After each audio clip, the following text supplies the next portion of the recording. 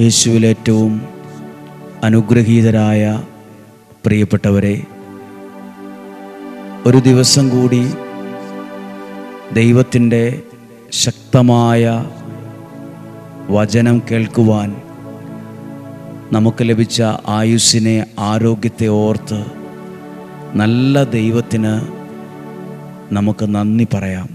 കർത്താവേ, ഞങ്ങൾക്ക് നൽകുന്ന എല്ലാ നന്മകൾക്കും അനുഗ്രഹങ്ങൾക്കും ഞങ്ങൾ നന്ദി പറയുന്നു.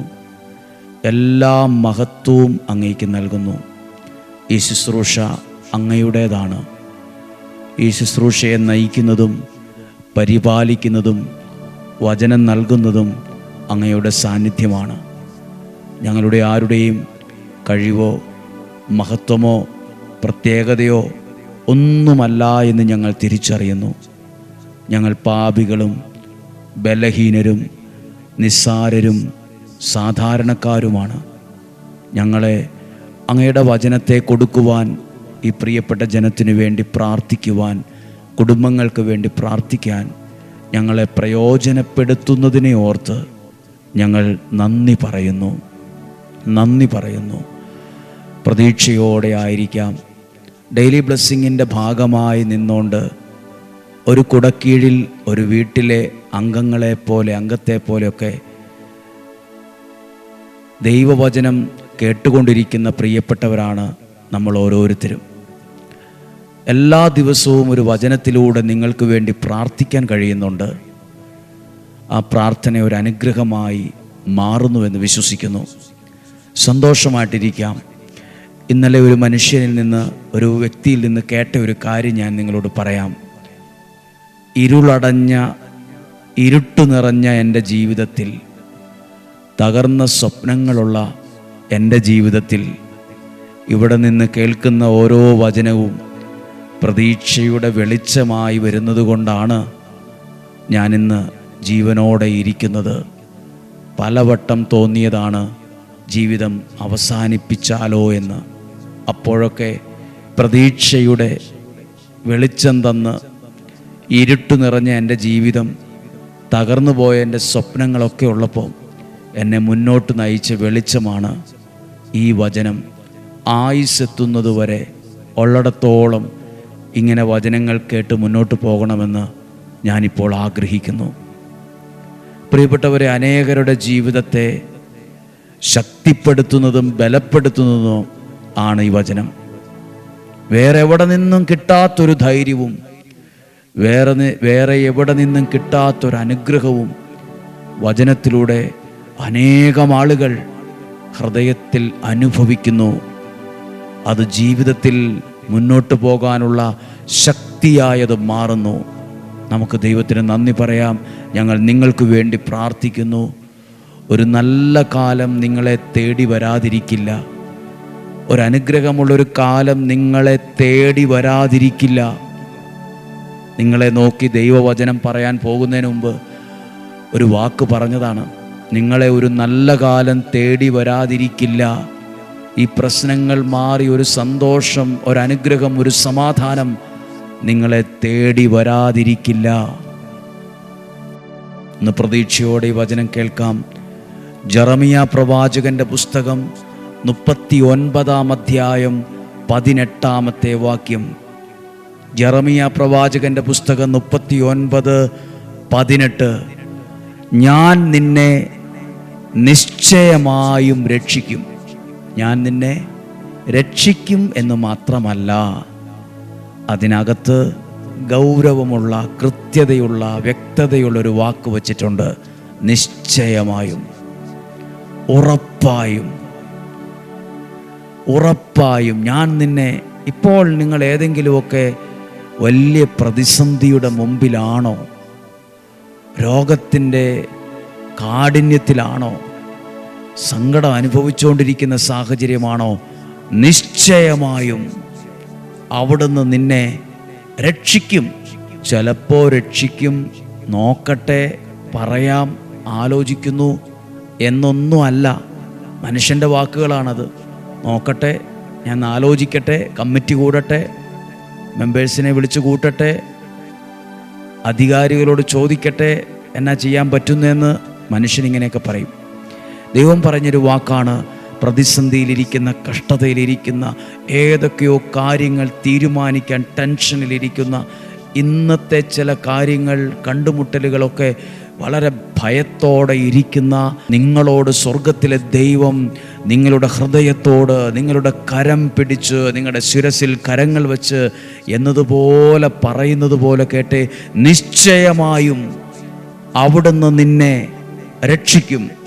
ഏതവസ്ഥയിൽ നിന്നാ ഒന്ന് രക്ഷപ്പെടണം എന്നാഗ്രഹിച്ചത്? ഏതവസ്ഥയിൽ നിന്നാ, ഏതു സാഹചര്യത്തിൽ നിന്നാ ഒന്ന് രക്ഷപ്പെടണം എന്നാഗ്രഹിച്ചത്? ആ സാഹചര്യത്തെ നോക്കി ദൈവം ഇന്ന് ദൈവവചനത്തിലൂടെ പറയുവാണ്, നിശ്ചയമായും ഞാൻ നിന്നെ രക്ഷിക്കും, നിശ്ചയമായും ദൈവം രക്ഷിക്കും. അടുത്ത വാക്യമാണ്, നീ വാളിനിരയാവുകയില്ല. നിനക്കൊരു ഉപദ്രവവും വരികയില്ല. വാളെന്തിനാ? വാള് വെട്ടാനും കുത്താനൊക്കെ ഉപയോഗിക്കുന്നതാ. നീ ഒന്നിനെക്കുറിച്ച് മുമ്പിൽ മൂർച്ചയോടെ തിളക്കത്തോടെ നിൽക്കുന്ന വാളിനെ നീ ഭയപ്പെടണ്ട. അത് ഉയർന്നാ നിൽക്കുന്നതെങ്കിലും നിന്റെ നേർക്കാണ് തിരിഞ്ഞിരിക്കുന്നത് എങ്കിലും ആ പ്രതിസന്ധിക്ക് നീ ഇരയാവുകയില്ല. ആ പ്രതിസന്ധി നിന്നെ തോൽപ്പിക്കുകയില്ല.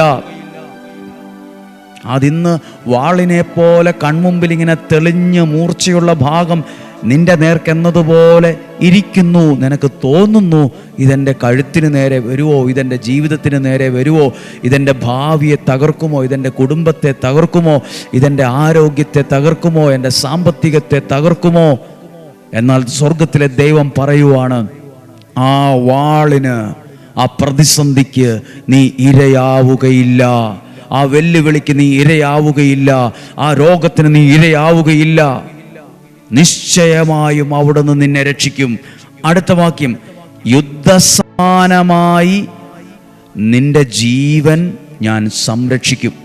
ഞാൻ നിന്നെ സംരക്ഷിക്കും. നിന്റെ ജീവൻ സംരക്ഷിക്കപ്പെടും, നിന്റെ കുടുംബം സംരക്ഷിക്കപ്പെടും, നിന്റെ മക്കൾ സംരക്ഷിക്കപ്പെടും, നിന്റെ ആരോഗ്യം സംരക്ഷിക്കപ്പെടും. ഹല്ലേലൂയ. ഇതിനെല്ലാം ഒരു കാരണമുണ്ട്. എന്തെന്നാൽ അതാണ് അതിൻ്റെ കാരണം, നീ എന്നിൽ ആശ്രയിച്ചു.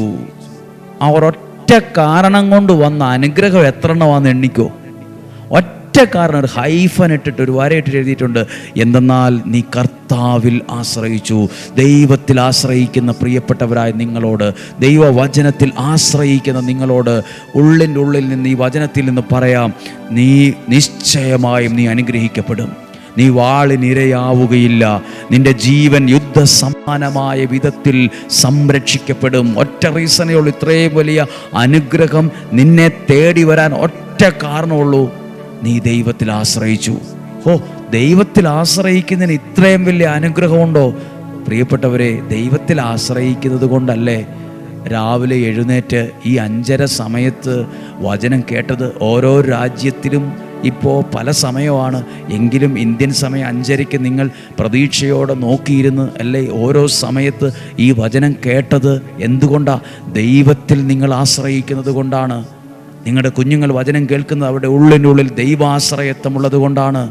ദൈവദൂതന്മാർ കൺചിമ്മാതെ ആയുധങ്ങളേന്തിയ വാളുമായി എനിക്ക് സംരക്ഷണം തരുമെന്ന് വിശ്വസിച്ചേ. എൻ്റെ വീടിന് ചുറ്റും, എൻ്റെ കുടുംബത്തിന് ചുറ്റും, എൻ്റെ തലമുറയ്ക്ക് ചുറ്റും, ആരോഗ്യത്തിന് ചുറ്റും നീ സംരക്ഷിക്കപ്പെടും. നിൻ്റെ വീട് അനുഗ്രഹിക്കപ്പെടും. ആ വാളും അതിൻ്റെ മൂർച്ചയും അതിൻ്റെ തിളക്കവും അത് പിടിച്ചിരിക്കുന്ന ആളുടെ ശക്തിയൊന്നും കണ്ട് നീ പേടിക്കണ്ട. ആ വാള് നിൻ്റെ നേരെ ഉയർന്നാലും നിൻ്റെ ജീവനെ അത് ഇരയാക്കുകയില്ല, നിൻ്റെ ജീവനെ തൊടുകയില്ല. എഴുതിയിട്ടുണ്ട്, നീ വാളിനിരയാവുകയില്ല. നിങ്ങൾ ചില പ്രതിസന്ധികളും വെല്ലുവിളികളും ഒക്കെ നിങ്ങളെ ഇങ്ങനെ നാല് ചുറ്റുമില്ലേ, അതിന് നീ ഇരയാവുകയില്ല. ആ ചതിക്ക് നീ ഇരയാവുകയില്ല. ആ ഒരു വെല്ലുവിളിക്ക് നീ ഇരയാവുകയില്ല. ആ വ്യക്തിക്ക് നിന്നെ തോൽപ്പിക്കാൻ പറ്റുകയില്ല. എന്നും പ്രശ്നമല്ല, എന്നും പ്രതിസന്ധിയല്ല, എന്നും കണ്ണുനീരല്ല, എന്നും രോഗമല്ല. നീ അതിൽ നിന്ന് രക്ഷപ്പെടും. നിശ്ചയമായും നീ അനുഗ്രഹിക്കപ്പെടും. ഇന്ന് ഈ വചനത്തിലൂടെ നിങ്ങൾക്ക് വേണ്ടി പ്രാർത്ഥിക്കുവാണ്. പ്രിയപ്പെട്ടവരെ, ഇന്ന് പ്രത്യേകം ഓർക്കുന്നത്, കിടപ്പ് രോഗികളായിട്ടുള്ളവർ, വീൽ ചെയറിലിരിക്കുന്നവർ, അങ്ങനെയുള്ളവരെല്ലാം ഓർത്തൊന്ന് പ്രാർത്ഥിക്കുവാണ്. കിടന്ന കിടപ്പിലായി പരസഹായമില്ലാതെ മുന്നോട്ട് പോകാൻ കഴിയില്ല. ഞാൻ അറിഞ്ഞ 2-3 പേരെ, അവരൊത്തിരി കിടന്ന കിടപ്പിലാണ്. പരസഹായം വേണം. പക്ഷെ എല്ലാ ദിവസവും കേൾക്കുന്ന വചനം അവരൊരുപാട് പേർക്ക് അയച്ചു കൊടുക്കുന്ന ദൈവത്തിൻ്റെ ശുശ്രൂഷകരാണ്. അങ്ങനെയുള്ളവർ എന്നെ കേൾക്കുന്നുണ്ടാവും. ഏത് പ്രായത്തിലുള്ളവർ, ഏത് സമൂഹത്തിലുള്ളവർ, ഏത് സഭയിൽപ്പെട്ടവർ ആയിക്കൊള്ളട്ടെ, നിങ്ങൾ ദൈവത്തിൻ്റെ വചനം കിടന്ന കിടപ്പിലായിരുന്നുകൊണ്ടാണോ കേൾക്കുന്നത്? ഇരുന്ന് ഇരിപ്പിലാണോ കേൾക്കുന്നത്? ദൈവം എനിക്ക് എന്നൊരു നല്ല കാലം ഉണ്ടാവും എന്നൊക്കെ ചിന്തിച്ചുകൊണ്ടാണോ ഇരിക്കുന്നത്? നിങ്ങൾക്ക് വേണ്ടിയാണ് പ്രാർത്ഥിച്ചത്. നിങ്ങളെ ഓർക്കുന്നു. ഞങ്ങളുടെ ഈ കൂട്ടായ്മയോട് ചേർത്ത് വെച്ച് വീണ് പരിക്കേറ്റവർ, ആക്സിഡൻറ്റിൽ പരിക്കേറ്റവർ, രോഗം വന്ന് കിടക്കുന്നവർ, പലതരത്തിൽ വിഷമം അനുഭവിക്കുന്നവർ, നടക്കാനൊന്ന് പറ്റിയായിരുന്നെങ്കിൽ, വണ്ടി ഓടിക്കാനൊന്ന് പറ്റിയായിരുന്നെങ്കിൽ, സ്വന്തം കാര്യം ചെയ്യാനൊന്ന് ആരോഗ്യം ഉണ്ടായിരുന്നെങ്കിൽ, എനിക്ക് ആരുടെയെങ്കിലുമൊക്കെ സഹായം ഉണ്ടെങ്കിലല്ലേ പറ്റുള്ളൂ. ഇങ്ങനെ റൂമിൽ തന്നെ ആയിരിക്കുന്നൊരു ഭക്ഷണം കൊണ്ടുവന്ന് കൊടുത്താൽ അവർക്ക് ഭക്ഷിക്കാൻ പോലും പറ്റത്തുള്ളൂ. വാരിക്കൊടുക്കേണ്ട സാഹചര്യമുള്ളവരുണ്ട്. ബുദ്ധി വളർച്ച കുറഞ്ഞവരുണ്ട്. വീട്ടുകാർക്കൊക്കെ എന്താ ചെയ്യുക, അത്രയും വേദനയോടെ കാണുന്നവരുണ്ട്. പ്രതിസന്ധിയിലായവരുണ്ട്. എല്ലാവരെയും ഓർത്ത് ഞങ്ങൾ ഒരുമിച്ച് പ്രാർത്ഥിക്കുന്നു. അവരെ അനുഗ്രഹിച്ച് പ്രാർത്ഥിക്കുന്നു. അവർക്ക് വേണ്ടി പ്രാർത്ഥിക്കുന്നു. ഞങ്ങളുടെ കൂട്ടത്തിൽപ്പെട്ട ഒരാളായി അവരെ എണ്ണിക്കൊണ്ട് അവർക്ക് വേണ്ടി പ്രാർത്ഥിക്കുന്നു.